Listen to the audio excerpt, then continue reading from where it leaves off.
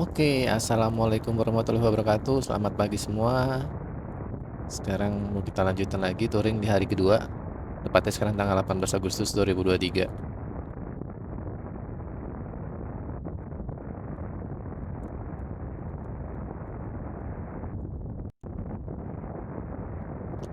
Sekarang gue udah lagi perjalanan dari Bukit Tinggi menuju ke Lembah Harau.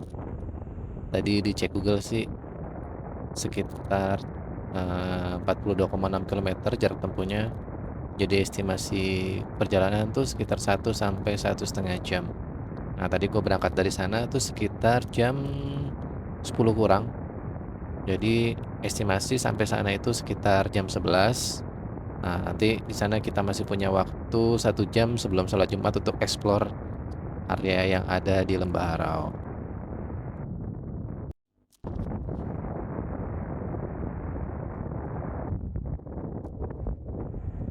Nah, di depan nih udah mulai kelihatan nih, ada satu gapura di depan. Itu adalah gerbang masuk ke kawasan Harau Geopark.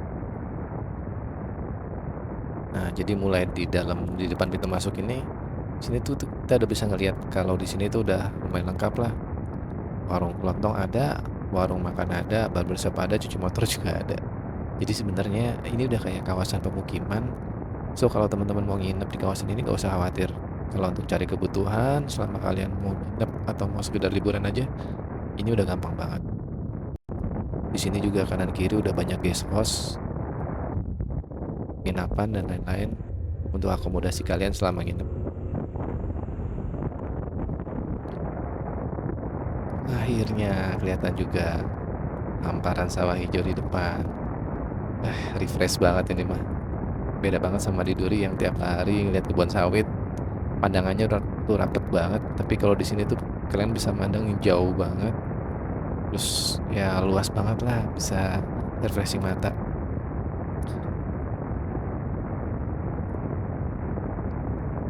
Jadi di sini tuh sekarang sudah sekitar jam 11-an, ya kan?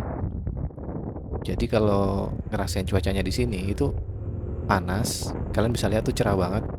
Dan di sini tuh sebenarnya panas banget tapi nggak menyengat gitu. Mungkin karena udaranya juga dingin, jadi relatif nggak terlalu terasa panas. Oke, jadi sini gua punya waktu 1 jam lagi kira-kira untuk explore daerah ini karena nanti habis Jumatan jam 1 masih ada meeting online, so gua harus segera check in dan siap-siap. Nah, kalau jarak dari gate tadi yang di depan itu sampai dengan ke air terjun Harau itu sekitar 6 kilometer. Jadi harusnya sih dalam 10 menit lagi kita udah sampai di air terjun Harau. Oh ya, sedikit feedback ke belakang ya. Jadi gue skip video perjalanan dari Duri ke Bukit Tinggi kemarin karena sepanjang perjalanan itu relatif gerimis dan hujan deras. Jadi kayaknya nggak kondusif untuk kita ambil video daripada nanti kamera rusak atau gimana-gimana. Mendingan gue skip aja. So alhamdulillah hari ini di hari kedua cerah banget jadi gue bisa ambil take video sepuasnya. Nah, ini info juga buat teman-teman yang mau pada kesini. Jadi di sini tuh sebenarnya ada banyak guest house, villa. Cuman memang kalau kalian searching di Traveloka atau Agoda, mereka tuh agak susah didapetin karena mereka memang tidak bekerja sama dengan Traveloka atau Agoda. Jadi kalau mau searching, bagusnya sih lewat IG, TikTok atau di YouTube. Nanti mereka tuh akan kasih link di situ ada WA atau ada nomor telepon yang bisa dihubungi untuk kalian melakukan reservasi. Jadi mungkin mereka nggak matok harga tertentu ya, karena disitu juga kita harus nanya dulu berapa harganya. Mungkin antara weekend sama weekday pastinya beda. Ada juga sih beberapa yang bisa nyantumin harganya, cuman nggak semuanya memang. Oke, ini di depan kayaknya jalannya udah mulai mendekati ke air terjun Harau. Suasananya udah beda kayak yang tadi.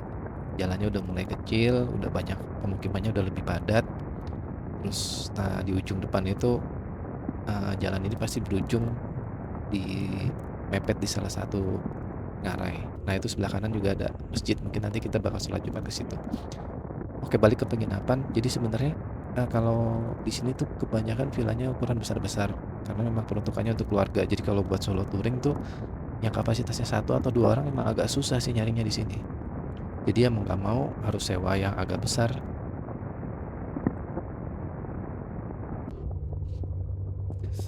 Oke, sorry ada kesalahan teknis sedikit. Jadi kayaknya tadi pada saat gue ngelewatin air terjun, dari posisi gate tadi menuju air terjun itu nggak sempet kerekam videonya. So, gue nggak dapet momen pas apa ya, momen ngambil video air terjun pas di posisi itu. Nah, di sini jadi gue udah terusin sekitar mungkin gue udah jalan sekitar 1 kilometeran. Tadi gue ngidupin videonya. Nah, di sini malah lebih banyak sebenarnya daripada yang tadi, Gesos sama villanya. Karakter jalanannya juga beda. Di sini cenderung lebih kecil, halus juga jalannya, mulus. Cuman pemukimannya lebih rapet, lebih padat. Jadi ya banyak juga di sini toko-toko, Gesos. Jadi mungkin malah lebih banyak daripada di depan sini itu. Oh ya, terus satu lagi juga kalau di sini itu karena kita udah mepet ke salah satu tebing ya. Jadi kalau di sini kelihatan sebelah kanan kita tuh lebih dekat sama tebing dan sebelah kirinya itu hamparan sawah yang luas. Nah, di sini udah kelihatan karakternya, jalannya udah beda banget sama yang tadi. Ya, keren sih kalau gue lihat ada kita bisa ngerasain dua nuansa yang berbeda ketika masuk sebelum air terjun sama sesudah air terjun. Itu ada perbedaan yang kita bisa nikmatin banget kalau kalau nge-explore daerah sini.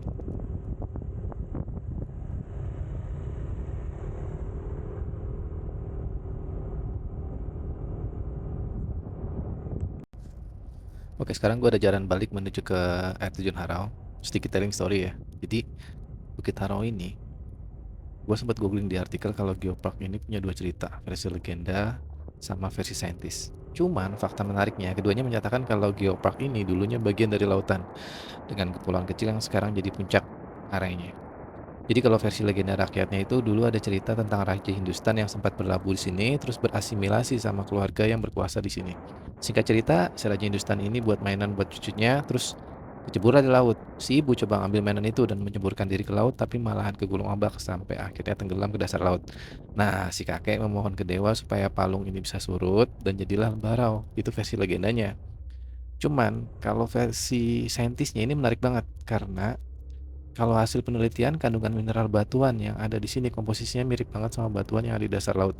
Jadi ada kemungkinan zaman prasejarah kawasan ini memang bagian dari lautan dulunya.